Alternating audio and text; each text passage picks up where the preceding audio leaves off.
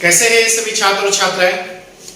चलिए मैं आपका अपना टीचर गुलशेर गौड़ आज मैं आप लोगों के लिए एक ऐसा टॉपिक लेकर आया हूं जो हर बच्चे को उसमें प्रॉब्लम रहती है, तो उसका समाधान बिल्कुल आसान तरीके से हम लेकर आए हैं। हमारी विन आईएएस कैंपस टीम आपके लिए सीटेट, टेट और सुपर टेट के लिए जो हमारा बाल विकास और शिक्षा शास्त्र का वो होता है क्वेश्चन एग्जाम में 30 नंबर के, उनका मैं टेस्ट सीरीज लेकर आया हूँ आप लोगों के लिए। तो आइए हम देखते हैं आज के टेस्ट जो है हमारा टेस्ट नंबर 1 है और आज से ही हम अपनी टेस्ट सीरीज शुरू करेंगे और एक हफ्ते में आपको 2 से 3 टेस्ट उपलब्ध किए जाएंगे। आप लोग बहुत अच्छी तरीके से इन्हें तैयार करें और एक टेस्ट में आपके 20 क्वेश्चन होंगे। ठीक है, अभी क्लास स्टार्ट होने वाली है सीटेट के लिए, सीटेट टेट के लिए। तो जो बच्चा ऑनलाइन पढ़ना चाहता है वो अपना रजिस्ट्रेशन करा सकता है और जो ऑफलाइन आना चाहता है वो भी अपना रजिस्ट्रेशन आके करा ले विन आईएएस कैंपस रुड़की। तो बाकी YouTube पर भी हमारा पूरा शेड्यूल पड़ा हुआ है और YouTube पर भी आपको कंटिन्यूटी के साथ क्लास उपलब्ध कराई जाएगी। आप निश्चित होंगे हमारे YouTube की क्लास भी ज्वाइन कर सकते हो, आपको कोई भी समस्या नहीं आएगी। तो चलिए आइए देखते हैं। विषय हमारा बाल विकास एवं शिक्षा शास्त्र। ठीक है, टेस्ट है पहला टेस्ट है आज का ही और क्वेश्चन है इसमें आपके टेस्ट में 20। तो देखते हैं पहला क्वेश्चन क्या है। निम्न में से कौन सा आयु समूह परवर्ती श्रेणी के अंतर्गत आता है? परवर्ती मतलब पहले, कोई चीज पहले से। ए 11 से 18 वर्ष की एज, 18 से 24 वर्ष की एज, जन्म से 6 वर्ष, डी 6 से 14 वर्ष। तो बताइए कौन सा आता है इसमें परवर्ती समूह के अंतर्गत? तो ये आता है डी आंसर है हमारा। 6 से 14 वर्ष का जो बच्चा होता है वो परवर्ती श्रेणी के अंतर्गत रखा जाता है। क्वेश्चन नंबर 2, मानव विकास है, मानव विकास है क्या मात्रात्मक, गुणात्मक, कुछ सीमा तक अमापनीय, मतलब कुछ सीमा तक मापा जा सकता है और कुछ सीमा तक मापा नहीं जा सकता। डी है, ए और बी दोनों। देखो जो मानव विकास होता है वो मात्रात्मक भी होता है और गुणात्मक भी होता है। तो मात्रात्मक और गुणात्मक दोनों है, तो हमारा आंसर हो जाएगा बी। ठीक है, क्वेश्चन नंबर 3, कौन सा सिद्धांत यह मत स्पष्ट करता है, मत मतलब थॉट, विचार, बातें करता है कि बच्चे अपनी वृद्धि व विकास के लिए कठोर अध्ययन करते हैं? मतलब कौन सा एक सिद्धांत है जो ये कहता है कि बच्चा अपनी वृद्धि और विकास के लिए हार्ड मेहनत करते हैं, कठोर प्रयास करते हैं, कठोर प्रयत्न करते हैं, तब वो जाके आगे बढ़ते हैं? तो कौन कहता है इस बात को? बंडूरा, मैस्लो, सिकनर, जीन पियाजे। बताइए इस बात को कौन कहता है? वेरी गुड, सब बच्चे बताएं। इस बात को कहता है मैस्लो, याद रखना, बी आंसर है हमारा। क्वेश्चन नंबर 4, विकास शुरू होता है, विकास शुरू होता है कहां से? ए ऑप्शन उत्तर बाल्यावस्था से, बी प्रसव पूर्व अवस्था से मतलब जन्म लेने से पहले, सी शैशव अवस्था से, डी पूर्व बाल्यावस्था से। बताइए विकास कहां से शुरू होता है? वेरी गुड, विकास जो शुरू होता है मैं आपको बता दूं प्रसव पूर्व, जन्म लेने से पहले ही बच्चा जब माता के गर्भ में आता है और वो जैसे ही गर्भ में आता है तो उसका विकास वहीं से शुरू हो जाता है। और विकास एक सतत और निरंतर चलने वाली प्रक्रिया है, विकास कभी भी अवरुद्ध नहीं होता और विकास लगातार चलने वाली प्रक्रिया है।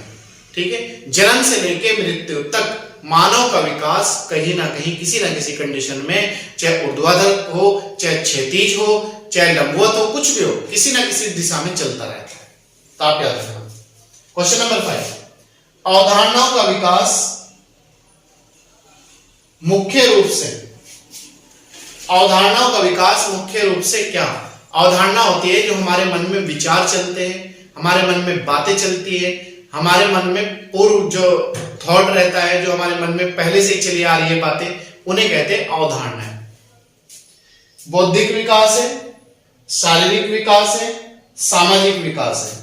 ये जो अवधारणाओं का विकास है वो एक ये पूछ रहा है क्वेश्चन, वो कैसा विकास है आप लोगों का। तो अवधारणाओं का जो विकास है वो बौद्धिक विकास है, क्योंकि वो आदमी माइंड से सोचता है उस चीज को। बच्चा भी हो चाहे बड़ा हो चाहे छोटा हो, वो माइंड ले लेता है उस चीज को, तो वो विकास आपका बौद्धिक विकास हो जाएगा। क्वेश्चन नंबर 6, बच्चे के संज्ञानात्मक विकास को सबसे अच्छे तरीके से कहां परिभाषित किया जा सकता है। मतलब जो बच्चे का संज्ञानात्मक विकास है, जो बच्चे ने क्या सीखा है, क्या नहीं सीखा है, क्या ने प्राप्त किया है, और उसका जो डेवलपमेंट है कहां से कहां तक हुआ है, ये कहां से कहां तक प्राप्त कर सकता है, तो ये कहां पर सबसे अच्छा पैमाने का जो हमारे मापने का मेजरमेंट है वो कहां है। एक, खेल के मैदान में, विद्यालय में कक्षा में, ऑडिटोरियम में, घर में। बताइए कहां पर सबसे अच्छा तरीका है परिभाषित करने का। सबसे अच्छा तरीका है विद्यालय में कक्षा में। बी आंसर हो जाएगा हमारा। क्वेश्चन नंबर 7, वह कौन सा स्थान है जहां बच्चे के संज्ञानात्मक विकास बेहतर प्रकार से जांचा जा सकता है। देखो क्वेश्चन वो भी वही है और ये भी यही है, मैं आपको बता दूं। इसमें कहा गया कि बच्चे के संज्ञानात्मक विकास को सबसे अच्छे प्रकार से कहां परिभाषित किया जा सकता है। इसमें क्या कहा है, बच्चे के संज्ञानात्मक विकास बेहतर प्रकार से जांचा जा सकता है। इसमें जांच जोड़ दी और उसमें परिभाषित जोड़ दिया, बस इतना अंतर है, बाकी कोई भी अंतर नहीं है। कक्षा तथा विद्यालय में, विद्यालय तथा कक्षा का माहौल, सभागार केवल प्रथम, ए और बी दोनों, मतलब विद्यालय कक्षा और सभागार दोनों में डी आंसर तब होगा, और अगर पहला है तो सी आंसर हो जाएगा। तो हमारा इसके अकॉर्डिंग विद्यालय में कक्षा में, तो इसमें विद्यालय तथा कक्षा का माहौल, तो हमारा आंसर हो जाएगा सी। ठीक है। क्वेश्चन नंबर 8, किस अवस्था में बच्चे अपने समवयस्कों के समूह के सक्रिय सदस्य होते हैं, एक्टिव सदस्य होते हैं। कौन सा ऐसा वो है अवस्था है जिसमें बच्चे अपने ग्रुप का लीडर बनना चाहता है और लीडरता के साथ साथ वो उसकी लीड भी करता है, और ये कहता है कि जैसे मैं कहूंगा ऐसे करना होगा, और वैसे ही वो बच्चे करने लगते हैं। तो उसे कहते हैं समवयस्कों के समूह का सक्रिय सदस्य होता है, एक्टिव सदस्य होता है। तो कौन सा है वो, किशोर अवस्था, प्रौढ़ अवस्था, बाल्य अवस्था, पूर्व बाल्य अवस्था। बताइए कौन सी अवस्था है वो अवस्था होगी किशोर बाल्य अवस्था। क्वेश्चन नंबर 9, विकास की प्रक्रिया में डॉट डॉट एक रिक्त स्थान है, जीवन मूल्यों, व्यक्तित्व, व्यवहार इत्यादि का विकास भी शामिल है। मतलब विकास की प्रक्रिया में जीवन के मूल्यों का विकास भी शामिल है, व्यक्तित्व का विकास भी शामिल है, और व्यवहार का विकास भी शामिल है, मतलब इनके अलावा और कौन सा विकास है जो इसमें शामिल है। दृष्टिकोण व स्वभाव का विकास, रुचि और आदतों का विकास, ए व बी दोनों, डी ए कोई नहीं। बताइए किसका विकास भी इसमें शामिल है। इसमें आपका इन व्यक्तित्व, जीवन और व्यवहार के अलावा दृष्टिकोण, स्वभाव, रुचि और आदत, ये सब चीजें शामिल होगी विकास में। तो इसका आंसर हो जाएगा सी, ए और बी दोनों, मतलब 3 ए और 2 ए 5 और 2 ए 7। 7 के साथ जीवन के मूल्यों में शामिल होते हैं और विकास की प्रक्रिया में शामिल होते हैं। क्वेश्चन नंबर 10, कौन सा विकास छोटे बच्चों में मानसिक व संज्ञानात्मक विकास में सबसे ज्यादा महत्वपूर्ण है। ऐसा कौन सा विकास है जो बच्चे का मानसिक विकास भी करता है और उसे सोचने और समझने की जो कैपेसिटी है, जो उसका संज्ञानात्मक विकास है, उसे भी, उसके लिए भी महत्वपूर्ण है। तो कौन सा विकास है, ए सामाजिक विकास, बी शारीरिक विकास, सी संवेगिक विकास। तो ये है आपका बी शारीरिक विकास। सबसे ज्यादा मानसिक और संज्ञानात्मक विकास के लिए बच्चे का शारीरिक विकास होना आवश्यक है, अन्यथा वो बच्चा दुबला पतला होगा, कमजोर होगा, बीमारियों से घेर लेगी। उसके बाद ना तो उसका शारीरिक विकास हो सकता, ना उसका मानसिक विकास हो सकता। इसके बाद क्वेश्चन नंबर 11 है, देखिए क्या कहता है। निम्न में कौन सा बालक के सामाजिक विकास को प्रभावित नहीं करता। नहीं याद रखना है आपको, नहीं करता। निम्न में कौन सा बालक के सामाजिक विकास को प्रभावित नहीं करता? ए बुद्धि, तर्क शक्ति, भाषा प्रयोग की क्षमता, कोई नहीं। बताइए, निम्न में कौन सा बालक के सामाजिक विकास को प्रभावित नहीं करता? नहीं पूछा इसमें।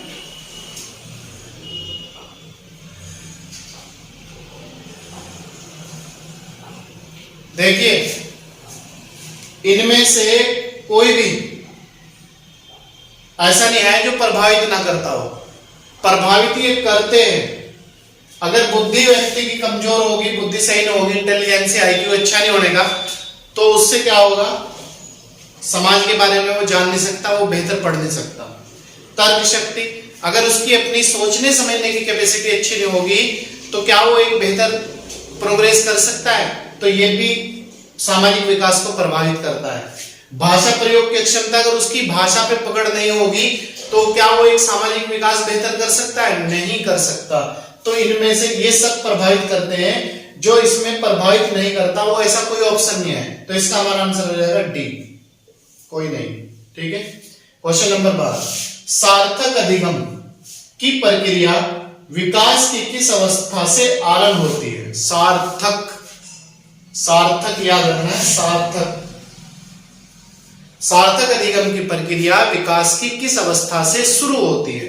तो बताइए, किशोर अवस्था से, वयस्क अवस्था से, शैशव अवस्था से, या फिर बाल्यावस्था से? बताइए, विकास, सार्थक अधिगम की प्रक्रिया विकास की किस अवस्था से आरंभ होती है?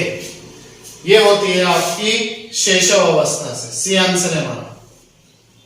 क्वेश्चन नंबर 13, सभी बच्चे स्वतंत्र खेलों, अनौपचारिक व औपचारिक खेलों, योग और खेल की गतिविधियों में सहभागिता क्यों आवश्यक है? मतलब अपने आप खेलो, दूसरों के साथ खेलो, योग करो, औपचारिक खेलो, अनौपचारिक खेलो, ये सब सहभागिता क्यों आवश्यक है एक बच्चे के लिए? क्यों इंपॉर्टेंट है ये सब चीजें? शारीरिक विकास, मानसिक विकास, सामाजिक विकास, उपरोक्त सभी, ये सब एक्टिविटी बच्चे के शारीरिक विकास के लिए भी इंपॉर्टेंट है, सामाजिक विकास के लिए भी है, भाषा के विकास के लिए भी है, मानसिक विकास के लिए भी, और भी बहुत चीजें हैं, लेकिन ऑप्शन इसमें डी हो जाएगा, उपरोक्त सभी। क्लियर है? क्वेश्चन नंबर 14, बालक का संवेगात्मक विकास किसे प्रभावित करता है? बालक का संवेगात्मक जो विकास है वो किसे प्रभावित करता है? शारीरिक विकास को, उसके सामाजिक विकास को, उसके नैतिक विकास को, या फिर सभी को? बताइए, वेरी गुड। बालक का संवेगात्मक विकास निम्न में किसे प्रभावित करता है? देखिए, शारीरिक विकास को भी प्रभावित करता है, सामाजिक को भी, नैतिक को भी, तो आंसर हो जाएगा हमारा डी, सभी को प्रभावित करता है। चलिए, क्वेश्चन नंबर 15, किस अवस्था में बच्चे में घनिष्ठ मित्रता की प्रवृत्ति देखने को मिलती है? घनिष्ठ मित्रता मतलब बस उनके मित्र ही सब कुछ होते हैं, उनके दोस्त ही सब कुछ होते हैं। आपने देखा होगा कि दोस्त के लिए एक ऐसी अवस्था होती है, बच्चा आदमी मर मिटता है, ये मेरा दोस्त है, आपने इसे मारा क्यों, इसके चोट क्यों लगी, इसका, उसे एकदम कोई भी समस्या आती है वो इसके लिए खड़ा रहता है। तो ऐसी कौन सी अवस्था है? बताइए, किस अवस्था में बच्चे में घनिष्ठ मित्रता की प्रवृत्ति देखने को मिलती है? किशोर अवस्था, बाल्यावस्था, शैशव अवस्था? बताइए, कौन सी ऐसी अवस्था है? यह है आपकी किशोर अवस्था, किशोर अवस्था में। ठीक है, मानव विकास की किस अवस्था में बच्चे में सीखने की सर्वाधिक गति होती है? कौन सा ऐसा स्टेज है एज की जिसमें बच्चे में जो सीखने की कैपेसिटी है, जो गति है, वो सबसे ज्यादा मात्रा में होती है? प्रौढ़ अवस्था, शैशव अवस्था, किशोर अवस्था? कोई नहीं। बताइए, कौन सी ऐसी अवस्था है? वो अवस्था है आपकी शैशव अवस्था। इसमें सबसे ज्यादा गति होती है सीखने की बच्चे में। क्वेश्चन नंबर 17, मानव का विकास निम्न में से किस पर निर्भर करता है? किस पर निर्भर करता है मानव का विकास? ए उसकी वृद्धि व वातावरण से मिलने वाली परिपक्वता पर, उसकी मैच्योरिटी और वातावरण से मिलने वाली परिपक्वता पर। बी है वातावरण पर।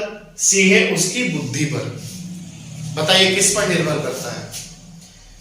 यह निर्भर करता है उसकी वृद्धि वे वातावरण से मिलने वाली परिपक्वता पर, मतलब आसपास से जो बच्चा सीखता है उस पर निर्भर करता है, और उसकी वृद्धि पर, उसकी प्रोग्रेस पर, दोनों चीजों पर। क्वेश्चन नंबर 18, प्राथमिक स्तर पर एक अच्छे शिक्षक में सबसे महत्वपूर्ण विशेषता क्या है? प्राइमरी लेवल पर एक टीचर में, एक अध्यापक में, एक अध्यापिका में सबसे अच्छी विशेषता क्या होती है और क्या होनी भी चाहिए? तो यही क्वेश्चन है हमारा। पढ़ने की उत्सुकता, विषयों के ज्ञान में दक्षता, धैर्य व दृढ़ता। बताइए एक अध्यापक में धैर्य और दृढ़ता दोनों होनी आवश्यक है, तो सी आंसर हो जाएगा। सबसे महत्वपूर्ण विशेषता होनी चाहिए एक अध्यापक में, धैर्य हो, पैशंस हो उसके अंदर, और एक मजबूती के साथ, वो लगन के साथ, मेहनत के साथ काम को आगे बढ़ाए और बच्चों को आगे बढ़ाए, पढ़ाए और लिखाए। क्वेश्चन नंबर 19, किशोरों की सबसे नाजुक व संवेदनशील समस्या क्या है? जो किशोर अवस्था है उसमें सबसे समस्यात्मक नाजुक और संवेदनशील समस्या क्या है? व्यवसाय संबंधी, यौन संबंधी, समायोजन संबंधी समस्या। बताइए किशोरों की इनकी जो सबसे मूल समस्या होती है वो यौन संबंधी समस्या होती है। इस एज में बच्चा यौन की ओर आकर्षित होता है ज्यादा, उसे ये नहीं पता होता क्या सही है, क्या गलत है, क्या अच्छाई है और क्या बुराई है। वो बस यही देखता है कि बस जो हूं तो मैं हूं। इसे तूफानी एज भी कहा जाता है। ठीक है, क्वेश्चन नंबर 20 आज की क्लास का लास्ट क्वेश्चन है टेस्ट का। शिक्षण की विभिन्न विधियों के लिए कौन सी अवस्था उपयुक्त है? शिक्षण की विभिन्न विधियों के लिए कौन सी अवस्था उपयुक्त है? बाल्यावस्था, शिशुअवस्था, केवल प्रथम सही है, केवल दूसरा सही है?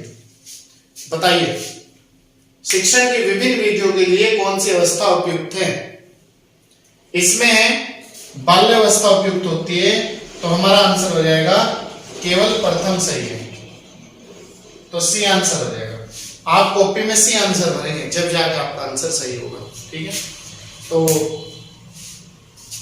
ये थी आज की हमारी क्लास टेस्ट, और इसी तरीके से हम कंटिन्यूटी के साथ आप लोगों के लिए चैप्टर बाय चैप्टर टेस्ट लेकर आएंगे, ताकि एक चैप्टर से जो भी क्वेश्चन बन सकते हैं वो आपके सामने हमने 20 नंबर का टेस्ट है वो प्रस्तुत किया है। बाकी इससे अलावा अगर आप इन्हें 20 क्वेश्चनों को तैयार कर लेते हैं तो आपका जो चैप्टर है, हमारा जो पहला चैप्टर है वो है आपका